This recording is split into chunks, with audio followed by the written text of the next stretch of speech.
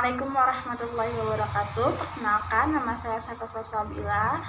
Saya mahasiswa YIN Senurjaya Cirebon, jurusan PGMI 4D. Di sini saya akan membahas tentang materi tentang renang.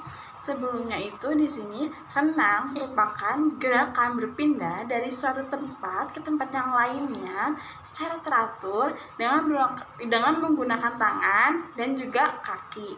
Nah, renang juga yang biasa untuk diperlombakan itu ada 4 macam, yaitu ada renang gaya bebas, renang gaya kupu-kupu, renang gaya dada, serta renang gaya punggung. Nah, sebelumnya itu di sini ada manfaat renang tersendiri. Nah, di sini menurut Budi Ningsih dalam bukunya tersebut yang berjudul Berenang Gaya Bebas, di mana dia mengungkapkan bahwa manfaat renang yang pertama itu adalah sebagai sarana bermain. Nah, benar sekali pendapat dari Budi Ningsih bahwa renang selain olahraga bisa juga sebagai alat bermain buat kita, sehingga dari anak-anak sampai usia dewasa itu lumayan menyukai olahraga renang. Yang kedua juga ada menyehatkan badan dan dapat juga merangsang gerakan motorik, terutama bagi balita itu sangat bagus sekali gitu. Lalu yang ketiga juga ada dengan berolahraga renang dapat juga menghilangkan rasa takut pada air.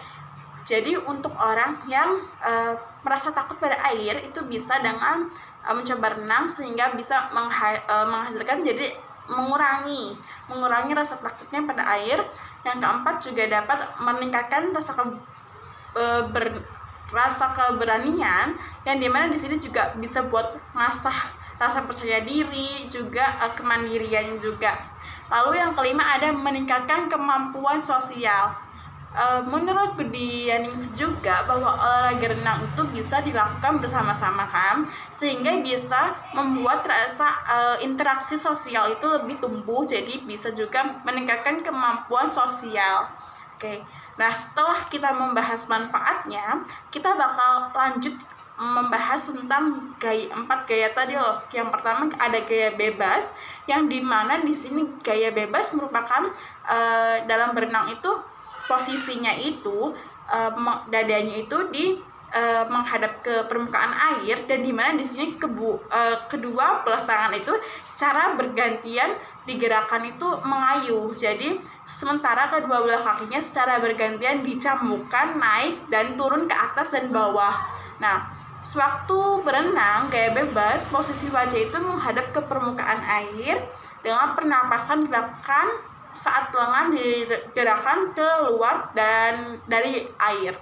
Nah, contohnya itu gaya bebas ini dalam renang contohnya seperti ini.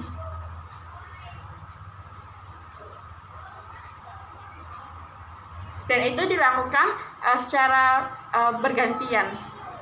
Lalu selanjutnya itu ada gaya dada, yang dimana di sini gaya dada merupakan gaya berenang paling populer untuk renang rekreasi, dan di sini tuh biasanya gaya dada itu gaya yang paling banyak digunakan oleh kayak siswa dan banyak pemula.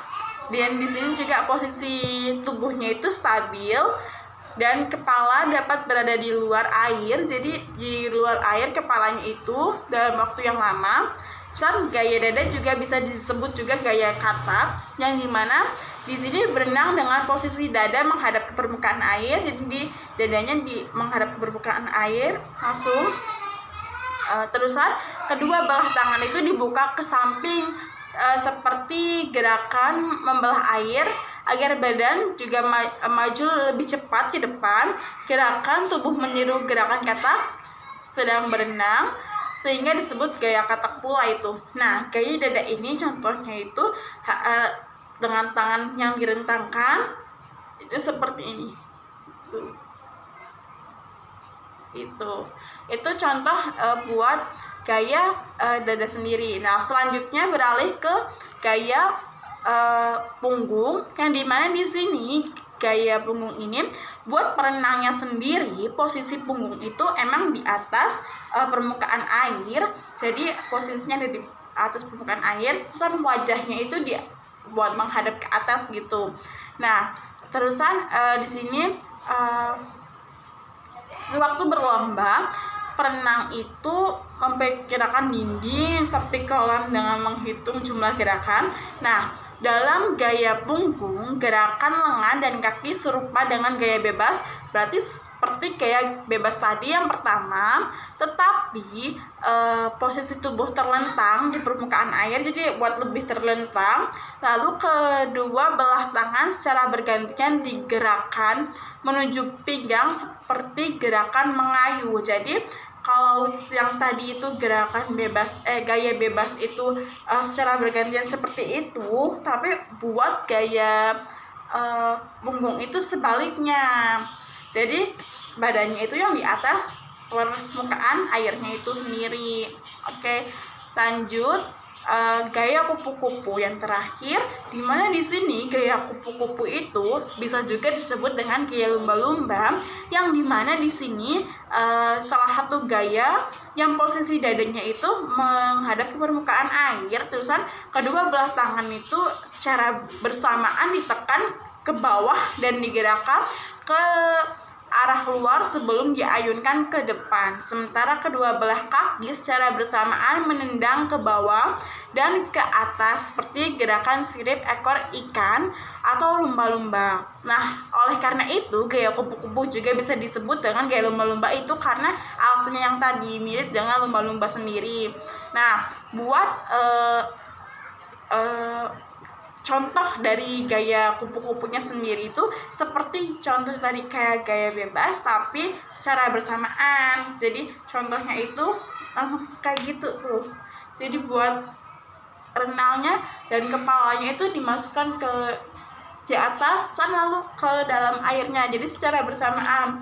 Dan pernapasannya itu jadi saat ke atas itu buat bernafasnya itu sendiri, dan buat ngehirup udara lewat mulutnya itu saat kepala berada di atas air, lalu saat ke bawahnya itu baru kita udah bernafas gitu. Nah, mungkin sekian yang dapat saya sampaikan, kurang lebihnya mohon maaf. Wassalamualaikum warahmatullahi wabarakatuh.